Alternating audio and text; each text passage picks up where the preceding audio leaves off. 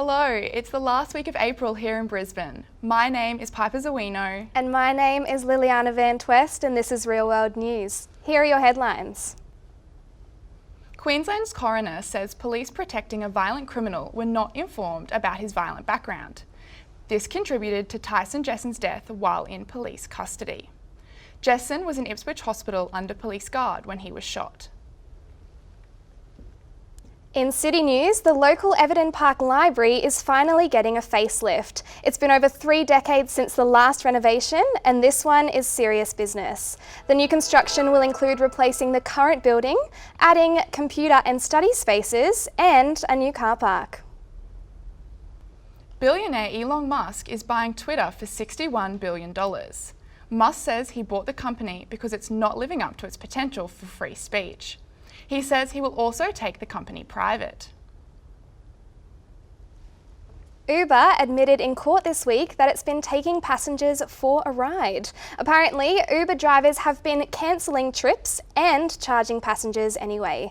This is the 3rd time in 5 years Uber has been caught doing something unsavoury, and now federal investigators want to fine the ride-sharing company $26 million.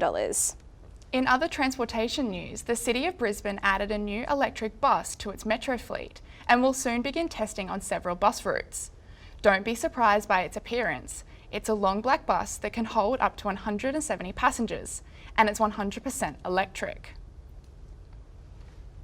Those are your headlines. Checking the markets now, it's time to mind your business. Here are the financial headlines. A host of blue chips companies are set to release statements this week, among them Johnson & Johnson, Netflix and Lockheed Martin. This as the global markets tap the brakes. Everyone agrees the economy is robust, but in the background, Australia's central bank just bumped up interest rates by 25 basis points. The bank hopes the rate hike will slow down the economy and warns that if inflation continues, it's prepared to raise the rates again. Of course, rate increases are not good news for homeowners because mortgage rates must also climb. One banker says the average homeowner could be paying an additional $300 a month by Australia Day. In tech news, billionaire Elon Musk bought Twitter for $44 billion, and that news has many at the company scrambling for the exits. Musk says he bought the company hoping to improve its potential for free speech, but he's also looking at the bottom line, and that means layoffs. Tech billionaire Mike Cannon-Brookes became energy giant AGL's largest shareholder this week. After a rejected offer to purchase AGL, Cannon-Brookes informed the energy provider that he had purchased 11% of their shares, allowing him an opportunity to vote against AGL's proposed breakup next month and transition to renewable energy. Finally, one tech giant is betting that the COVID-inspired home office is the new normal. HP just announced that a $3.3 billion bid for Poly, an audio headset manufacturer. Clearly, HP sees more Zoom calls in your near future. Checking the markets, the Dow Jones Industrials are up by 84 points, the Nasdaq is up by 201 points, and the ASX 200 is down by 30 points. Those are your financial headlines. I'm Janice Golder. And that's us minding your business. See you next time. After a week of heavy rains, we need to remember that this is storm season. Here's a look at your weather. I'm Kate Chen and this is your weather. Darwin, sunny and clouds 36. Kent, late thunderstorm 31. Brisbane, sunny and 23. Sydney, expect some rain and 17. Canberra and Melbourne, both cold with chance of snow. 6. Hobart, snow and 5 degrees. Adelaide, morning drizzle but clearing 14. Perth, warm and 25. And Alice Springs, sunny and hot 35 degrees. And the outlook for Brisbane this weekend has cloudy on Friday, a possible storm on Saturday clearing, till another glorious day on Sunday. I'm Kate Chan. This was your weather. See you next time. The Greater Public Schools League has just finished several sports seasons. Here's a look at your sports wrap-up.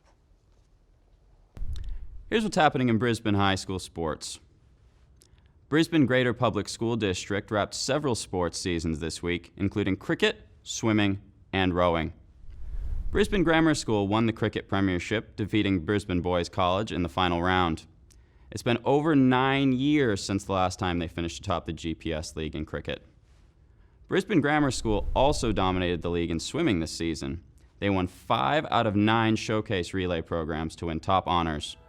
BGS also claimed 9 individual victories.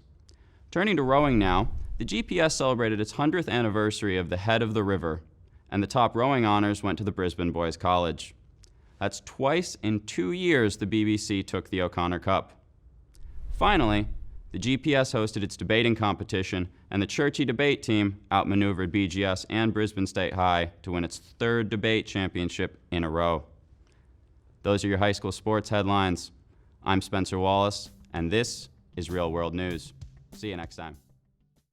Hoping to encourage young people to launch new companies, the Queensland University of Technology just conveyed another round of entrepreneurial scholarships. Here's a conversation with one of those future business leaders. Zach McDonald is the founder of a web design and development company called Different Digital, and he joins us today to tell us more about his journey. Welcome, Zach. Thank you. It's great to be here. Thank you so much for being here. So you just received the Budding Entrepreneur Scholarship. Tell me more about how you felt when you received it. Yeah, so I guess I was honestly very honoured to receive it, and but I think the most important thing for me was being part of the community and having access to all of the mentors and the people surrounding the whole community at QUT Entrepreneurship, and being able to bounce ideas and really develop strong, long-lasting relationships with key individuals. Yeah. That's great. So tell me more about Different Digital and how it came about. Yeah, so Different Digital came about when I was developing websites myself, and I decided that I wanted to bring that to clients, and a lot of my circle was asking for, hey, I really need my website updated, can you help me? Because they knew I was from a technical background. So I realized that there was a real need, a real desire for websites and web development, and then that sort of just spiraled into how can we help businesses improve their marketing and therefore their revenue, profit, and just their sales and how much they convert visitors. Yeah, so you started this company at the age of 16, right? So tell me about maybe how, have you always wanted to be an entrepreneur growing up?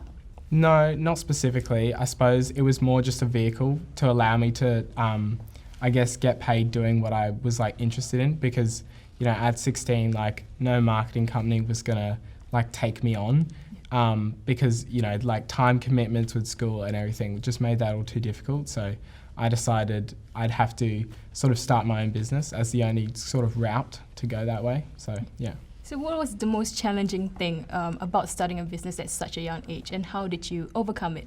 Yeah, so I think for me, the most difficult part is always, and still is, dealing with client expectations, managing deadlines, all that sort of project management stuff, because I had studied quite a lot, well not studied, but learned how to do the technical side, doing great design, user experience, and the development, but I was kind of just thrown into the deep end when it came to the whole business side of things, and managing finances, making sure that I had enough income to cover my expenses. All of that sort of stuff was, a real learning curve, and something I really struggled with. So yeah, and I think one of the main things that helped me overcome that was just, trial and error, and really learning from my mistakes and going, okay, that didn't work. How can we make it better next time? Each client, I got better and better with dealing with, how much to price, all of that sort of stuff. So yeah. So it's sort of fairly new, but looking forward, how do you plan to stay competitive? Yeah, so I think one of our main competitive advantages is coming with a custom approach, which is really centered around solving business problems. So rather than just a new fresh coat of paint, it's more how can we directly address what problems you're having. So for example, a client might come to me and say, hey, I'm not getting any sales through my website, and then we'd look at the whole picture and then figure out what's causing that and what are the issues, and do a really in-depth audit of that. Yeah. How do you plan to stay, what do you see Different Digital 10 years from now? I'd really love for it to be like a marketing agency that has multiple people under me, and where we can facilitate a whole wide range of services and be able to really, I guess, address every area of marketing, such as like website development, design of course, but also SEO and branding and all of those sort of different mediums, yeah. Okay, thank you so much for speaking with me. It's been a pleasure. You too, thank you. Yeah. That's all we have time. I'd like to thank our guest Zach McDonald for joining us today. My name is Salwa Swandi and this is Real World News. See you next time. The City of Brisbane is hosting an art exhibition this month with the purpose of tracking how the city has changed over the years. Reporter Izzy Morey has this report.